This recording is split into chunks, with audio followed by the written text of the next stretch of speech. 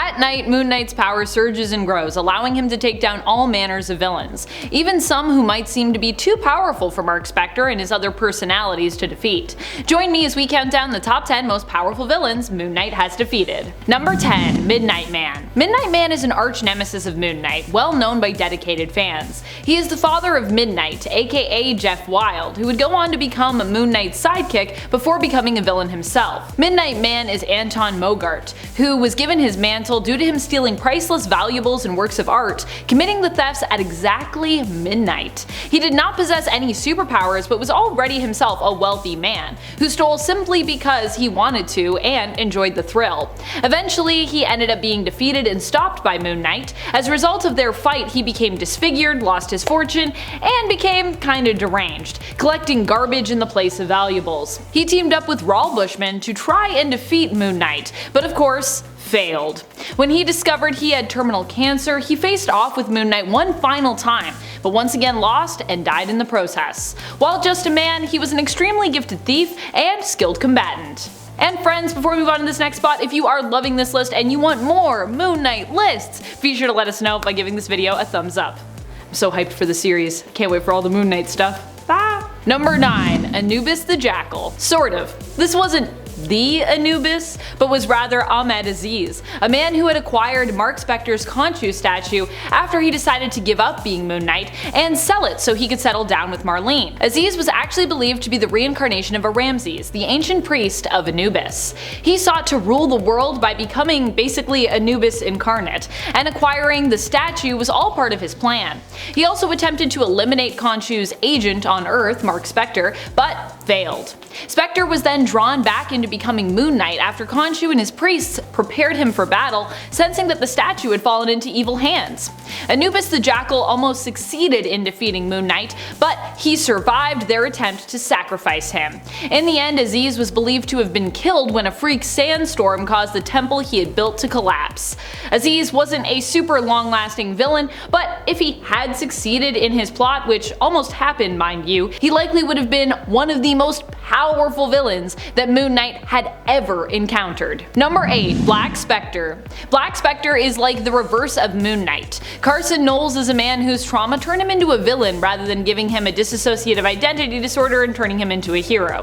He was a soldier who returned from war underappreciated for his service. His job was gone, his wife had left him, and his son sadly ended up dead. Knowles blamed the city for what happened to him and used his influence and his connections to run for mayor, with sinister plans for the city once he was elected into office. When he wasn't focused on gaining the mayoral seat, he acted as the villain Black Spectre. Black Spectre was just a man, of course, but was cunning, military trained, and did look really badass. Whereas Moon Knight dressed all in white and was a hero, Black Spectre dressed all in black and acted as his antithesis. During a fight with Moon Knight, Black Spectre was seemingly killed when Mark had no other option when it came to how to stop him, causing him to fall to his death. Number 7. RAUL BUSHMAN. Bushman might not be the most powerful villain on this list, but he's definitely a meaningful one for Moon Knight, and despite not being an A-list villain by Marvel Comics villain standards, he would definitely make the A-list in Mark Spector's book. Bushman was one of the first major villains Mark came up against at a time where he was basically transitioning into becoming Moon Knight, or to develop his Moon Knight persona depending on which way you want to look at that. Bushman was the one who basically killed Mark initially, which led him to being revived by Khonshu and ultimately becoming an avatar for the god, although Khonshu would later be retconned to have made appearances earlier on in Mark's life as well. One of the most brutal defeats that Bushman suffered was at the hands of Moon Knight when he used one of his crescent darts to literally carve Bushman's face off. You can say what you want about edgelord Moon Knight, who surfaces in the 2006 Moon Knight series, but this still remains a favorite moment among many Moon Knight fans, myself included, despite being part of a somewhat controversial period in terms of how the character was written. At least for me, I don't know. I'm sure there's lots of people that love the 2006 series all throughout, and if you do, that's fine too. Number 6. Ernst. Ernst is one of Moon Knight's oldest villains when it comes to his in-canon history. When Mark was still a child, he discovered a dark truth about Ernst, who he knew at the time as Rabbi Yitz Perlman, a close friend of his family. The truth was that Perlman was not who he claimed to be, but actually a World War II soldier, deserter, deserter who had fought for Germany named Ernst, and was basically posing as Perlman. Ernst wasn't just someone with a past, he was also a compulsive serial killer who believed that killing kinda helped him to preserve his life force energy and attain a level of immortality. He would go on to start a society known as the Society of Sadiq, a society of sadists who believed in Ernst's own ideologies. After escaping Mark when he was just a child, Ernst knew that eventually their paths would cross again in the future. Following Mark's life, Ernst saw in him great potential and intended to make him his heir. While successfully trapped and forced to take part in trials to prime him for acceptance to the Societe, Mark ultimately rejected Ernst. After being forced to roam the city with him as a final gambit to ensure that Mark became what Ernst intended, Mark fought even harder against Ernst's influence, ultimately reaching out to his other personalities and killing him. Well, his other personalities kind of killed him, but that's still Mark, so it's complicated. But basically Mark was the one to kill him still, if that makes sense. Number 5. The Truth. The Truth became a follower of Ernst, but even though he was not the leader of this group and Ernst intended to use him as a pawn, the Truth definitely had more raw power in comparison, hence why Ernst saw him as being so valuable. The Truth is a newer Moon Knight villain who first appeared in Legacy numbered issue 189 of Moon Knight. While we don't know much about his past, he is a villain whose powers allow him to basically expose the perversion of humanity to those around him or those he touches, showing them the truth, or a version of the truth. They see a twisted version of the truth, which can then corrupt their mind and can also make their face basically bleed, potentially even killing them if exposed for too long.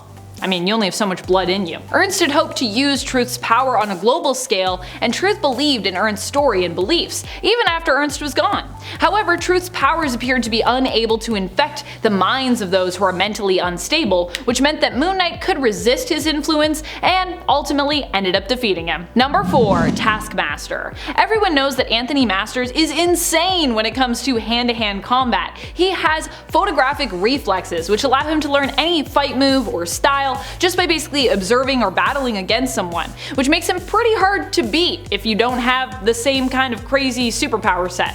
While Moon Knight doesn't have any crazy superpowers, but he does have a Batman-like ability to strike fear into the hearts of almost all of his opponents, no matter how skilled they are. And it is in using this tactic that he is able to defeat Taskmaster. You could also consider that these two fighting at night would give Moon Knight a bit of a leg up, as it is also believed that Moon Knight becomes stronger at night due to his connection to Khonshu.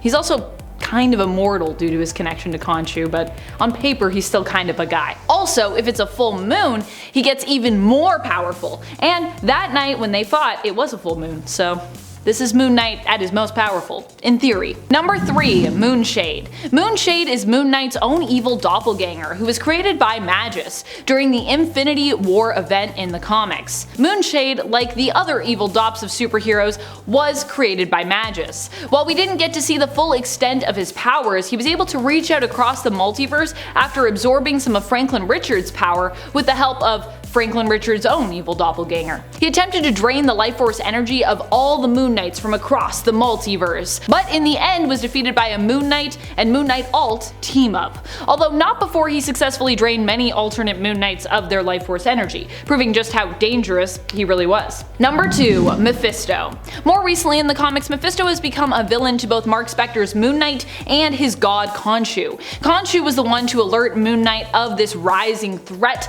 and help him to prepare for the coming fight, which we see in Age of Khonshu. Considering that Mephisto is basically on a god tier level, being not quite a god and not quite the devil, but definitely Marvel's equivalent, one of Marvel's equivalents anyways, I think we can consider him to be pretty powerful.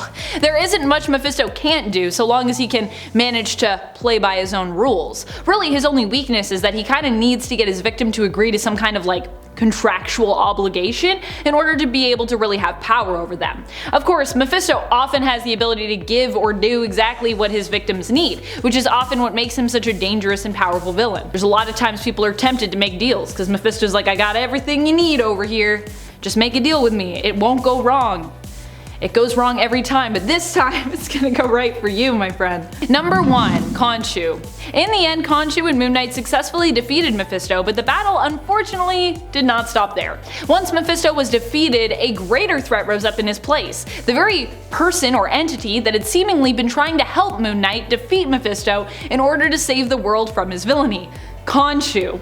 Khonshu decided that now that Hell was kind of open for vacancy, he would take over and also kind of turn the world into a Egyptian afterlife hell thing. And that was when Moon Knight realized that his god had completely lost it. Teaming up with the Avengers, who he himself had previously fought to defeat in order to arm himself for the fight against Mephisto, Moon Knight ended up defeating Khonshu. Now godless, Mark Spector is still Moon Knight, but is only guided by his own moral compass and ideology, instead of Khonshu influencing him and his decisions. Who do you think are some of Moon Knight's most powerful rogues? Which Moon Knight fight is your favorite? Which villain that Moon Knight has defeated do you think is the most powerful? Let us know in the comments below. This has been Top 10 Nerd, and I am your host Amanda McKnight, reminding you as always to stay nerdy, YouTube.